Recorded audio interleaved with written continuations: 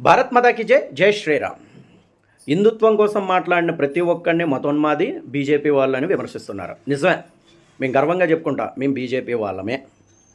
ఎందుకనంటే ఈ దేశం కోసం ఈ ధర్మం కోసం పనిచేస్తున్నటువంటి పార్టీ ఏదైనా ఉంది అని అంటే అది బీజేపీ.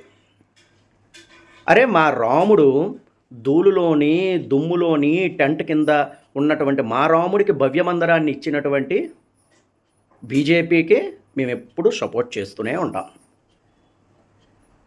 కశ్మీర్లో 370 ఆర్టికల్ రద్దు చేసి భారతదేశం మొత్తం ఒకటే కాన్స్టిట్యూషన్లో ఉండాలన్నటువంటి ఆలోచన చేసినటువంటి బీజేపీకి మేము సపోర్ట్ చేస్తాం. ఈ దేశం ఈ ధర్మం, అయోధ్య, కశ్మీర్ సమస్య, అరే ఈ దేశానికి ఏదైనా ప్రమాదం వచ్చినా, ఈ ధర్మానికి ఏదైనా ప్రమాదం వచ్చినా మీ ఉన్నామని చెప్పేవాళ్ళు ఎవరు? బీజేపీ. అందుకే మేమందరం కూడా బీజేపీకి సపోర్ట్ చేస్తాం. మేము కులాలకి అతీతంగా ఉంటాం. కులం అనేది మా ఇంటి గుమ్మం లోపల ఉంటుంది, కానీ మేము బయటకు వస్తే మేము అందరం హిందువులం.